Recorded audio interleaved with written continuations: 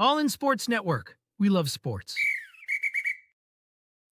It is Friday, December 20th, and for anybody who is working today going into Christmas break, I hope you're actually not working and you're just sitting at your desk watching this episode. This is your daily fix for all things Texas Longhorns right here on All In Horns, brought to you by Rogue Sports Network.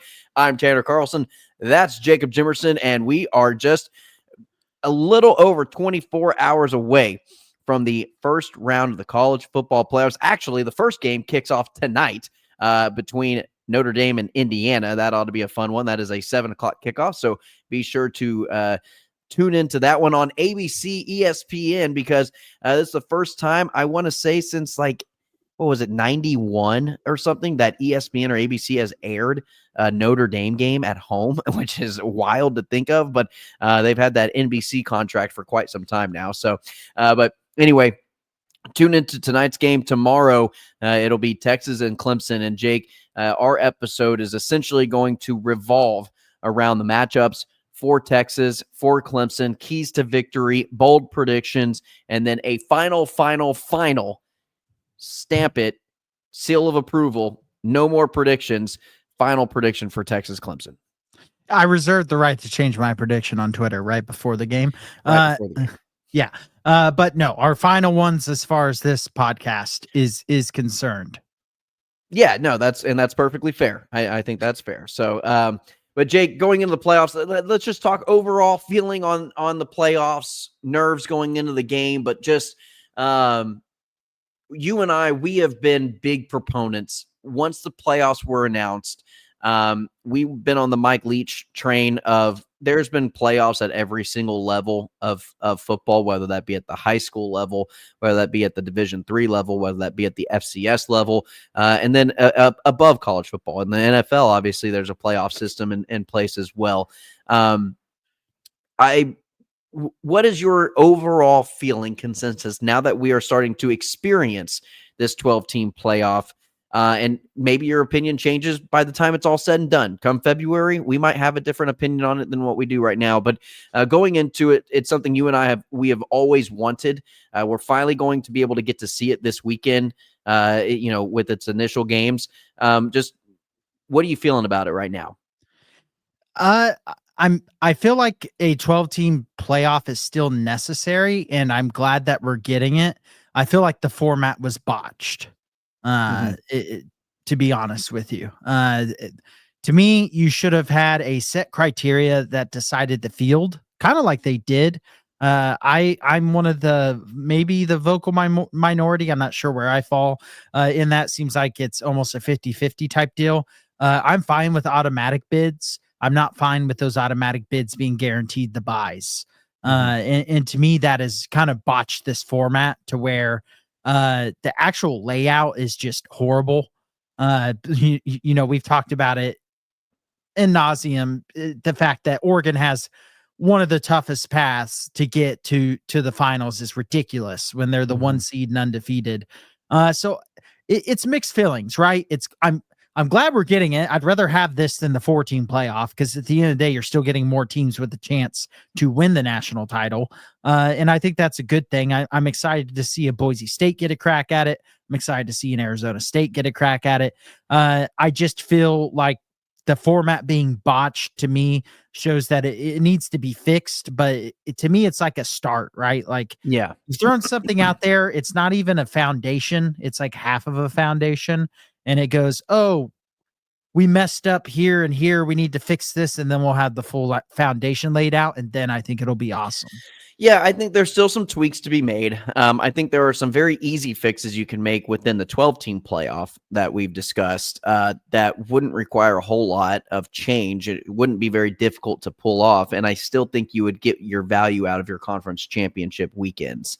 That would be, I think, you go to more of an NFL playoff format in terms of, sure, automatic bids, but you don't get those automatic bids being, you determine your 1, 2, 3, 4 bye week seeds, but you just get your ranking of what you're ranked and you're in the college football playoffs at that ranking. I think that right there is number one. Number two is your lowest seed plays the highest seed in the next round regardless. It's not a set format. So say Clemson wins, they'd be playing Clemson, or they'd be playing Oregon in the next round, not Arizona State. And so I think those two things can easily be fixed within the 12-team playoff realm.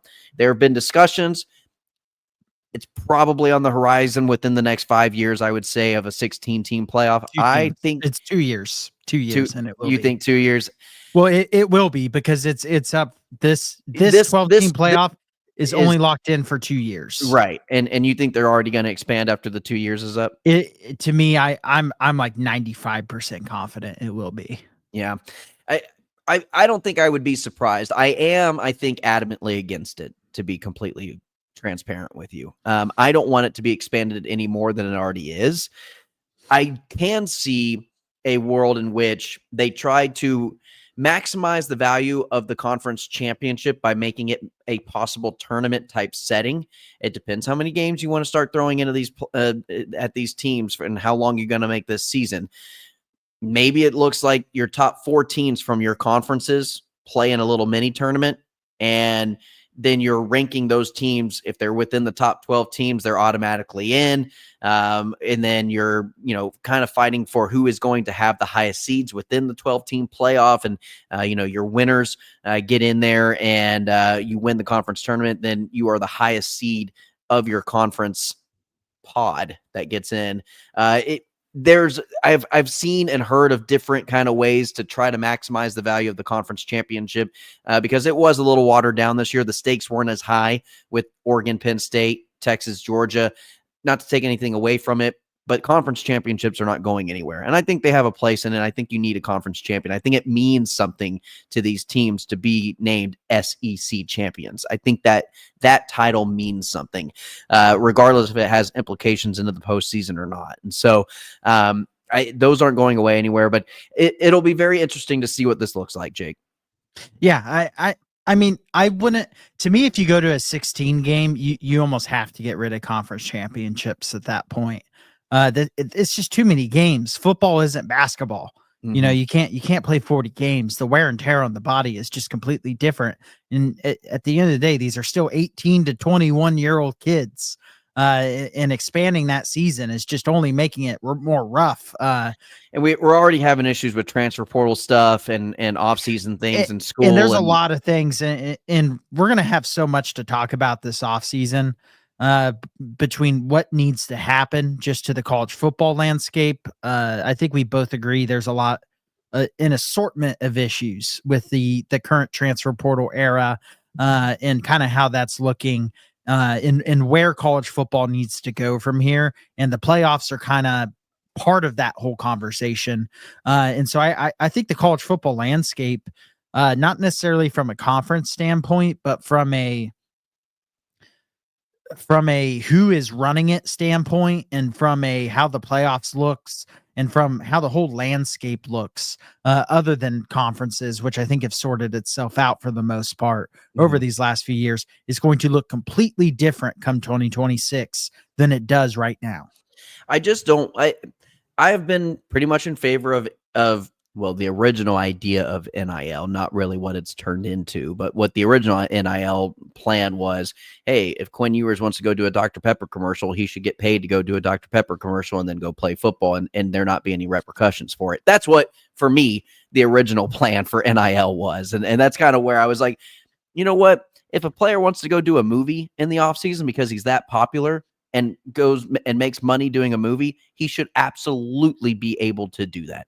If somebody wants to give him money to give him a sponsor on his podcast and give him money to do that, they should absolutely be able to capitalize on their popularity to get money. That's what, for me, NIL was originally intended for. It has obviously turned into a free agency of sorts within the transfer portal, and then also on top of recruiting, and now we've got revenue sharing. And so we're kind of starting to lose this purity of college football. Again, I'm for certain things, and I think that we have to evolve with where the game is going and where culture is going. I'm all for those sorts of things. We also need to remember that what makes college football so great and grandiose is that every game did mean something. and you did have to essentially go undefeated to go win a national championship. And Oregon is currently doing that. I'm not saying it's a lost thing in the world that we live in now, but I do want the importance and the purity and the love of college football to stay. And I don't think that we're ever going to get to a point to where Texas OU doesn't matter as much. That game matters. I don't think we're ever going to get to a point where Texas A&M isn't as big of a game as it's going to be. I think those games are still going to be big games, just because it's ingrained in us to have those games be must-win games. But again, I don't want to get it to a point to where conference championships don't matter and things like that. Like that will kind of bother me. It's already bad enough bowl games aren't as great as bowl games used to be. And so and I think that's more on players than it is anything else, and these agencies and this whole marketing idea of, well, if you don't win a championship or you don't get into the playoffs, then it doesn't matter. Your season's over. And so now they're trying to extend it to make seasons last a little bit longer in terms of the importance of it. And I think at somewhere along the line, we're going to lose some of what I was talking about. Yeah, I think a lot of people forget NIL what stands for name, image, likeness. It's not salary. free agency. Yeah, it's not salary. It's not. And so this is a conversation to be had probably over the off season, because I think this is an hour-long topic in itself. But yeah, there's going to be a lot of changes. And I think there's going to be things we like. I think there's going to be things we don't like. And to me, there's ways to make those things you don't like better for the game of college football and the standpoint of contracts and things like that give some responsibility to these players, that when they're making these deals with these teams, you can't just leave the same year. With some outs if your head coach leaves, but just to give a high level view, some things that have gone through my head of how to make what seems inevitable more stomachable to a point. I don't know if that's a word, but I think everyone will get what I mean there. And so we'll have a more detailed conversation about it later, but just kind of throwing out some initial thoughts there, just because it is such a hot topic point right now, and it's something that we're going to see play out very quickly. I don't think this is going to be a over 5 years thing. I think come 2026, we're going to have a pretty damn good idea of what college football is going to be for the next decades to come. And I'll end it on this. I just want things to be settled and it be the system for a while. I don't want there be constant reconferencing and movement and shifting around the country of who's playing who and conferences and things like that, and different playoff format every 2 years. I don't want that. It needs to be set. It needs to be established, and it needs to stay this way for a 10-year span, to where we're like, okay, this is what college football is for at least a foreseeable future. So we'll end it on that. Texas, Clemson. Jake, let's start talking about it. What are some good things? Do you want to just go into our keys to victory for this game for Texas, and maybe some things that might counter those keys to victory in terms of what Clemson needs to do to have success in this game as well? But keys to victory for you, Jake. Yeah, I mean, I think we broke down the numbers really well. I think we broke down this game on paper very well earlier in this week. So I think we just jumped right into our keys to victory and predictions and things of that nature. So for me, pretty straightforward, right? We've talked about how Clemson wins this game. So how do you counter that? Play a clean game on offense. That is the number one key point. I think both of us would agree that's probably the number one key point of this game. It is a clean game doesn't mean scoring a touchdown every drive. It doesn't mean scoring points every drive. It just means not turning it over, not getting penalties to put yourself behind the chains. Because to me, if Texas stays away from doing those two things, they're probably going to score most of their drives anyways. They would have scored on most of their drives against Georgia if they were able to avoid that. The second time, not the first time. The first time they were dominated. The second time they dominated but didn't show it on the scoreboard, which at the end of the day is the only thing that matters.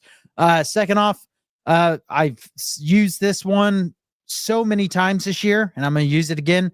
Stop the run on the defensive side of the ball. Make Clemson play hero ball at quarterback, because Clemson is not afraid to do that.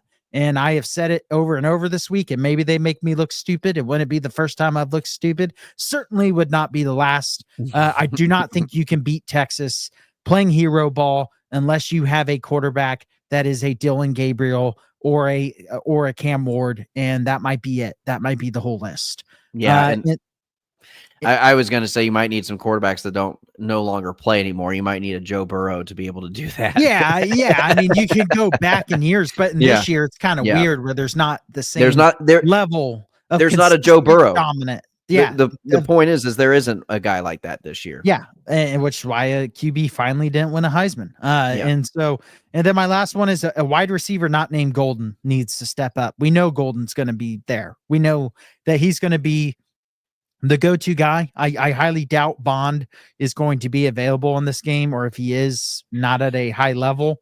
And so whether that be a Wingo, whether that be a Bolden, who he did show up a little bit in that Georgia game. You have several guys who can do it. DeAndre Moore, who did have a big game against Georgia. You have several guys who can do it.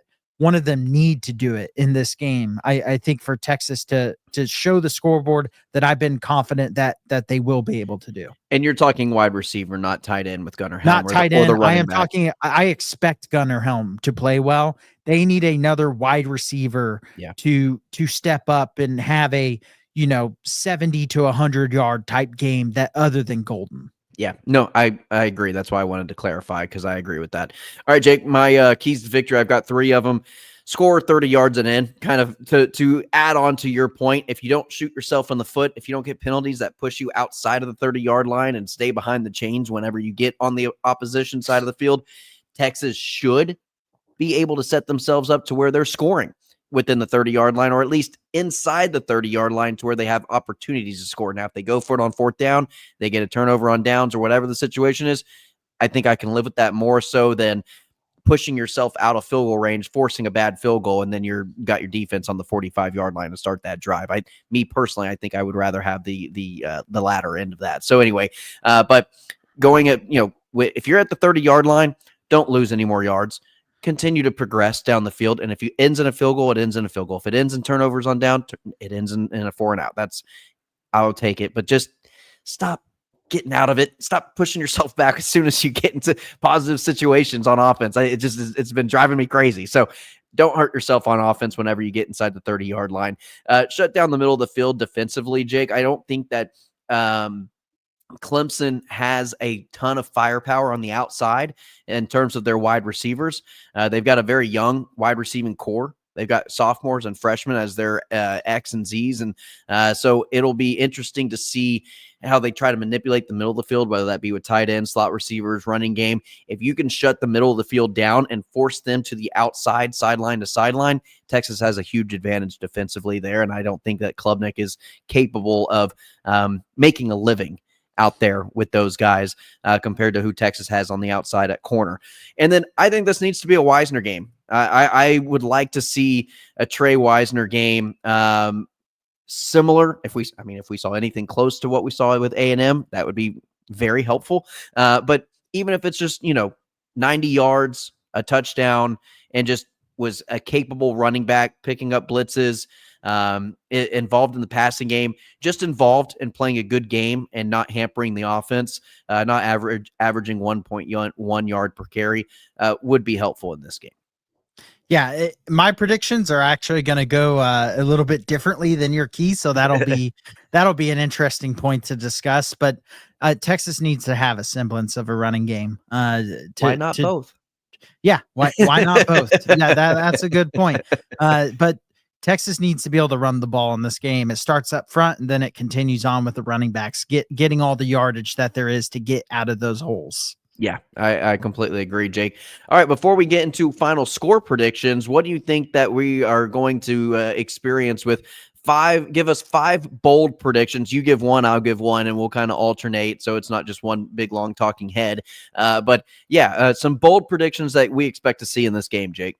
Yeah, so this one kind of lines up with one of my keys to victory. I got Wingo scoring 2 touchdowns in this game. I like him to get around 70 yards. I don't think he's going to have a crazy amount of yards, but I think he's going to be a guy that makes some plays when they're in the red zone and kind of solves your key to victory and inside that 30-yard line, maybe make some plays down in the red zone to get a couple of touchdowns and kind of remind everyone that he's still a star freshman that's just kind of been a little bit quiet down the stretch. He still made a play here or there. I think this is where he kind of comes back out and has another one of those big games that we saw earlier on in the year. If it's not Bond or Golden, Jake, we haven't had well, DeAndre Moore just did. He had over 100 yards. DeAndre Moore has had some performances this year. I would also say the Vanderbilt game. And so he has had performances this season where he has stepped up. But if a receiver goes down, like if Bond goes down, it feels like we haven't had a guy step up in the role where somebody gets injured and just next man up kind of thing. It's typically just a rotation of whose game is this going to be when they're all healthy and all the weapons are there to distract from them. But if a guy like Golden goes down or Bond goes down, we haven't had somebody really step up. And I think this is a perfect time for a 5-star freshman, Ryan Wingo, to step in and make his mark in this game as well. So I like that. Jake, I think Texas defensively gets 3 takeaways. Now, you have a prediction coming up. I don't want to give it away entirely, but I do think that Texas gets 3 takeaways. It's a strip sack prediction. We'll get into that. A Taft interception against his former high school teammate. And then I think a special teams fumble recovery is going to set the offense in good field position, whether that be a punt or what have you. But I think the special teams makes a big play as well, giving the ball back to the offense in favorable field position. Jake, I don't want to take away your prediction, but I do think I could see a strip sack for a certain player. Yeah, I'll just jump into that one. I'll jump around on my That's points. I think Colin Simmons has 2 sacks in this game, and I think Texas gets 5 sacks as a team. And one of those sacks from Colin Simmons will be a strip sack fumble that Texas does recover. I wish I had the stat saved. Maybe I'll pull it up while you're talking. I think CJ Vogel, who we had on our show earlier this year, tweeted it out. It was a fumble luck stat, and Texas was terrible at it. It was Texas is terrible at it, and Clemson is really good at it. I think Clemson had 15 fumbles on the season, and they've only lost 3 of them. Yes, I believe that's correct. Because I had looked up that stat. I'll pull it up while you bring up your next point. But that's kind of my prediction on the sack and then getting that strip fumble from Colin Simmons. Yeah, and then for me, Jake, I think Quinn Ewers is going to play very well in this game. There's no reason to suggest that he won't, unless the offense is just not clicking with no rhythm. And Clemson's getting pressure on Quinn, and he's not able to escape pressure. But I think Quinn Ewers has the capability and can and will throw for 300 yards passing with 3 touchdowns in this game. Apparently 2 of those touchdowns is going to go to Ryan Wingo. The third one, let me just say, it'll go to Gunnar Helm. Why not throw it to the big man in the red zone? Gunnar Helm's the good bet. And I did pull up the stat. Shout out CJ Vogel, who we've had on the show, who brought this one up. It was actually fumble recovery percentage of each defense. Okay. Clemson this season ranks 17th at 61.76% of fumbles recovered. Texas ranks 103rd with 42.11% of fumbles recovered. In the last 3 games, teams have fumbled it 11 times against Texas. Texas has recovered 2. Okay. 2 of those fumbles. One being the strip sack against Marcel Reed, and the other fumble, I think, might have been against Kentucky. It was probably the Arkansas. That would have been more than 3 games. Oh, yeah. Ago. It'd have been Kentucky. It'd have been Kentucky, because Kentucky fumbled like 5 times in that game, and I think Texas did get 1. Yeah. Not that point has still been stands. terrible tough fumble luck. If they had any semblance of fumble luck, they win the SEC championship. And a lot of Jake, a lot of fumbles, and people are going to say, "Well, be in the right place at the right time, just recover the fumble." Sometimes the ball takes a bounce. Okay, watch the Georgia game. Watch a couple of the fumbles A&M had. The Kentucky game, it's been a while, I don't really remember, but watch the Georgia game, watch the A&M game, watch those balls just take the most ridiculous possible bounce, that the Georgia player's falling down, gets the ball stripped. It's great effort by the Texas player, and it just hits the ground and just like vortexes back to the Georgia player's hand like it's Madden coding or something. It's terrible. Surely that will change, right? Yeah. Yeah, and Jake, for my third bold prediction, I think Cade Klubnik is going to lead Clemson in rushing in this game. I think he rushes for under 100 yards, which would be a good thing for the Texas defense to have Cade Klubnik be the leading rusher, as long as he's not just getting big rush after big rush and over 100 yards, I would say. So, but I think the defense keeps Phil Maffa in check for the most part. And really, those are the two biggest threats for Clemson in the running game is Cade Klubnik and Phil Maffa.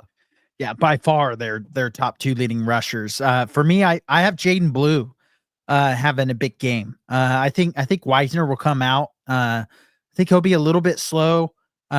Sark will put Blue in. Maybe he'll make a big play in the passing game. Then he'll give him a rush or two. He'll have a couple explosive rushes. And we've seen Sark at the running back position. He is willing to just stick with the hot hand.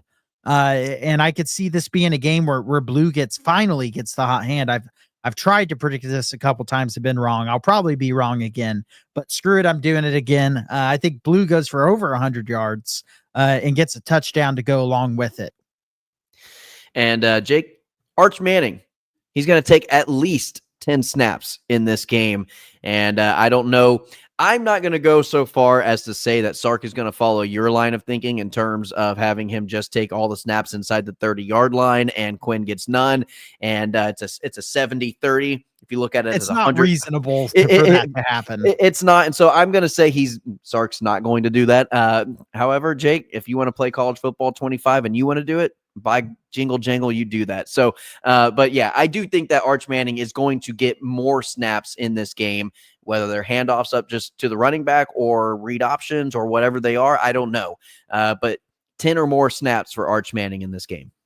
I think 10 to 15 snaps would be a range I'd be very pleased or if you do 5 snaps and it just works terribly, stop, right?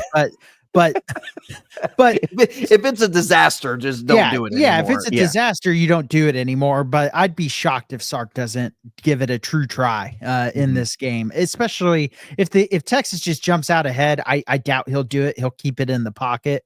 But if it's a close game, they need to try everything. I've already kind of given this prediction, but it's a bold prediction. It's a specific prediction, so I'm throwing it in here just to remind everyone. I might place a prop bet on this. Texas is going to block a field goal. They're going to score a touchdown on said blocked field goal in this game. Clemson is they are the worst in the country at giving up blocked field goals. I thought. And I think Texas is due for a non-offensive touchdown. And I think it's going to come through what none of us expect, which would be through the special teams and not through a return from Silas Bolden or anything like that. It will be a field goal block that goes the other way. And I think we'll kind of separate this game and give Texas that comfortable cushion where you go, okay, they have this game. You know what it would remind me of is that Caden Stern's kick return or block punt field goal return against USC a handful of years ago. And it was just kind of like close game. Yeah, close game, block field goal, blew it wide open, ended up dominating that game. Loudest I've ever heard DKR. That it was unreal. Jake, for my final bold prediction before we get final score predictions, defensive is going to hold Clemson for total yards in the game under 250 yards on offense. I think this defense is just going to, as the weeks have progressed, Jake, I don't know, you probably still feel the same way you do about this game. I think looking at kind of the breakdowns of these two teams and seeing the tendencies between these two teams and having 2 weeks to kind of get more familiar with Clemson, I've become slightly more confident in going into this game. But I think this Texas defense is going to kind of have their way with the Clemson offense. Yeah. It's funny. I think I've come a little bit more to the middle, but I still think I'm at a more confident spot than you are. I just started so supremely confident. I was saying 90 to 95% Texas wins. Yeah. I might be more to like 80% now, but that is, to me, is still a very high level of confidence in Texas winning this game. My last prediction is I think Will Stone might be the field goal kicker. Maybe not extra points. Auburn hasn't missed an extra point this year, so I doubt you take him out of kicking extra points in the playoff. But they have a 40-plus yard field goal. I wouldn't be surprised if Will Stone goes out there. He actually posted a thing. Have you read anything? I have read nothing. You know what I've read? I read Will Stone post an Instagram story of him kicking field goals from really far and them going through the uprights. And that was enough for me to go, maybe, you know what? Maybe this has a chance. If he's looked good in practice, why not give it Yeah. a try? I mean, Yeah. you quite literally cannot be that much worse than Bert Auburn has been above 40 yards. He was our stormtrooper in our Star Wars recast because he can't hit the side of a barnyard door. So Would have been all Han right. Solo last year. Now he's a stormtrooper. Yeah, exactly. All right, Jake. Final gut feeling predictions. Final score. I'm going to go 25-13. I think this is a low scoring game. I think Texas has played in a bunch of low scoring games in the last month of the season, aside from maybe Kentucky, aside from Florida. But I'm going to say Texas 25-13.